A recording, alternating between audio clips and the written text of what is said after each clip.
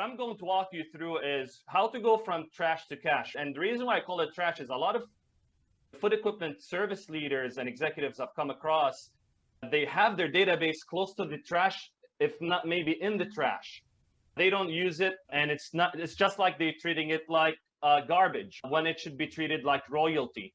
So that's what we're going to do. We're going to give it a little bit of love. We're going to turn your trash can asset into a cash flowing cow.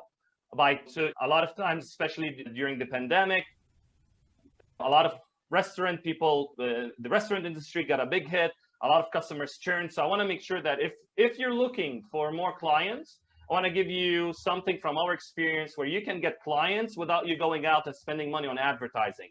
It's something in your backyard that you can tap into now, tomorrow, after this session, and start pulling money back and extracting that cash flow from your database. So now let me walk you through the results of this campaign. So we were able to recover 20 plus client accounts. Some are regional, some have multiple locations. We did touch some national accounts, but it's not as easy. We were able to recover some of their locations, but not the ones necessarily that are served by the corporate office or where the corporate office makes the decision. They're corporate owned. That was a little bit tougher to penetrate.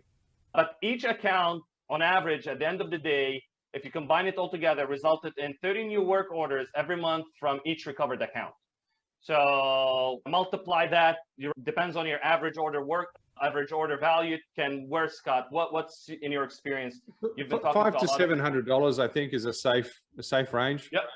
Yep. Okay. So you can run those numbers. Now we are also servicing hospitals. So sometimes the work order value is like you can get to 1,000, especially if you send a technician and they get stuck for the whole day over there, and if you have a contract. So anyway, so run the numbers up. This is not to say this will be your results. I'm just sharing our experience. It varies. If you're a QSR, and FSR will have a lower average value than like a hospital with high equipment footprint. So and I think also, Yassin, what's missing from here is that we discovered, whilst I don't think new installs of equipment have been at an all-time high or anything like that, there has been a lot of refurbishment work. And just by reaching out, having these restaurants or installation. Yeah. So again, we're focused on specifically work orders for existing. Yeah, and this can branch a lot. Once you win back an account, if you have great customer success team or someone like Danny Kuntz on your team who takes care of the account, it can be a very profitable relationship. Just a single account can result in 6 to 7 figures. It depends if they're local, regional, or national. And this is recurring revenue, not monthly, but in a 3-month period, you can only expect to extract more revenue. So that was done all in 3 months. Now, Scott, let me walk you through the campaign. I've thrown probably some big numbers over there. Do you have any questions so far about what we went over? No. That's okay. How did you do it? That's what everyone's asking now. It sounds great. Let me break it down. Yeah. So, and we can go too much in the weeds on the how. I'm just going to introduce the framework, and then I'm happy to go deeper on it on the Leaders Mastermind on Friday. If you've got any questions for me, I'm an open book. I can't share data. What I can share is my experience. So we kind of put together a team of 2 people. One to do list building, so basically a data analyst. We put together a data analyst with the specific objective of building the list, and then we brought in an SDR, an outbound sales rep to do outbound calls. So the biggest challenge in the list building was finding the decision maker. Not a lot of data is on LinkedIn. Maybe for the national accounts, yes, and the regional accounts, yes, but not for the local mom and pop.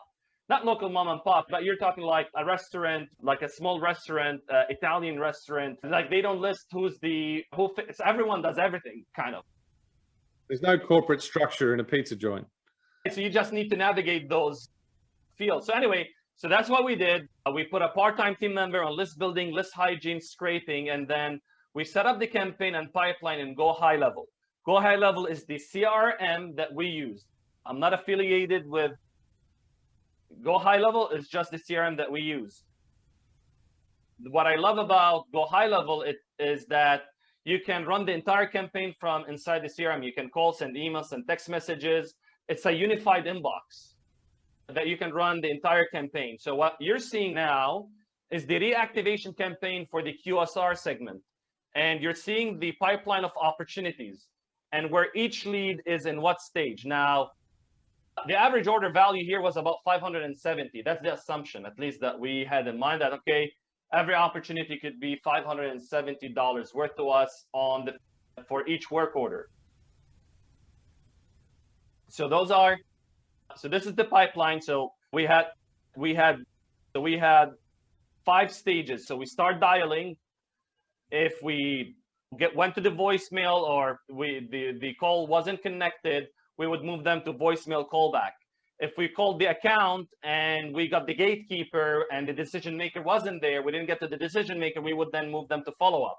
If we talked to the decision maker and then we win them over, we move them to processing work order. And then if, hey, they don't have anything to fix, but they want to stay in touch, we put them in nurture and put them on an automated email sequence, which I will share with you. But that's the breakdown. It's a 5-step process of how we went about targeting about, I would say, about 2,000 accounts, give or take.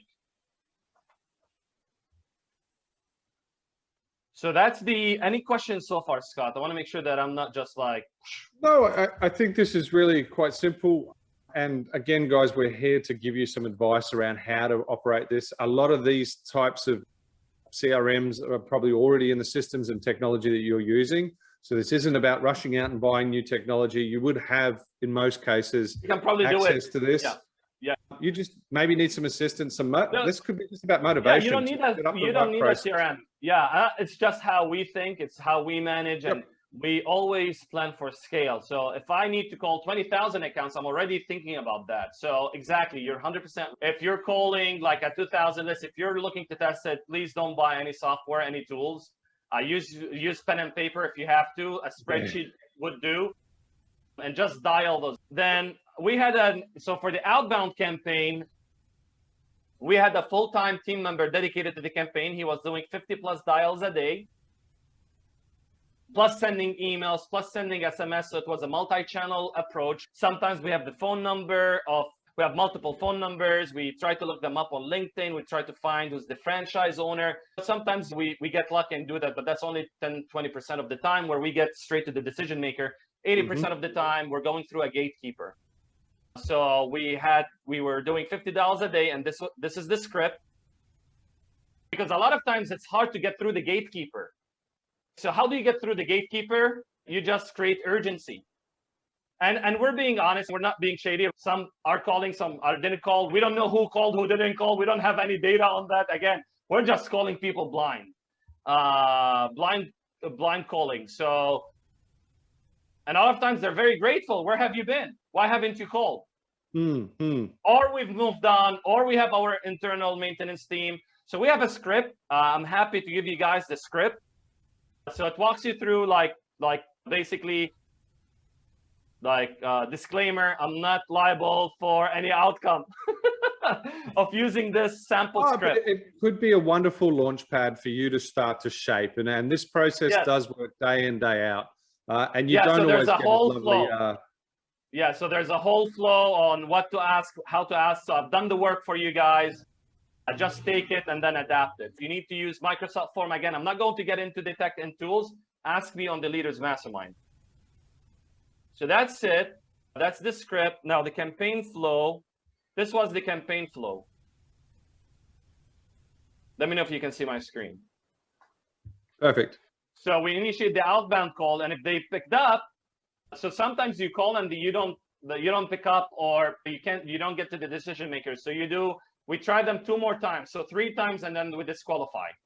If they picked up, we ask for the decision maker. We ask them if they need service. If not, why not? They have a vendor internal, we disqualify them. If they just don't have broken equipment, we put them on the nurturing campaign, which I'll get to in a second, because most of our sales came from follow-up. not on that first call. There was only about 5% chance that they have something broken. That's what we found out. Only 1 out of 10 people or less will have something broken now for you to come and fix. The goal is not to get the work order. The goal is to win the relationship back and amend whatever was broken, or they just forgot about you, or just like figure out what went wrong. Why aren't you putting in an order? What went wrong? Let's make this again. Let's put this back on track, this relationship. And if you have a special offer, or you service a specific machine, a specific grill, you can give them like a nice, we want you back offer. Like the more juicier you make it, the more win-win. Because again, a lot of times people get caught up with money. It's like the cost and the cost of acquiring a customer. There's a cost to acquiring a customer, but you also need to know the revenue of acquiring back this customer. But you tell me, Scott, spend $500 today. Scott, if I told you spend $500 today and you'll get $50,000 over the next year, would you spend that? That sounds like a terrible deal. Of course, everyone's going to say yes to that. And I think, yeah, let's put it into perspective. This is what we're talking about. Yeah, and you don't have to do discounts. You don't, but at least like if there was something broken, they stopped using you for. I'm not trying to teach you your business.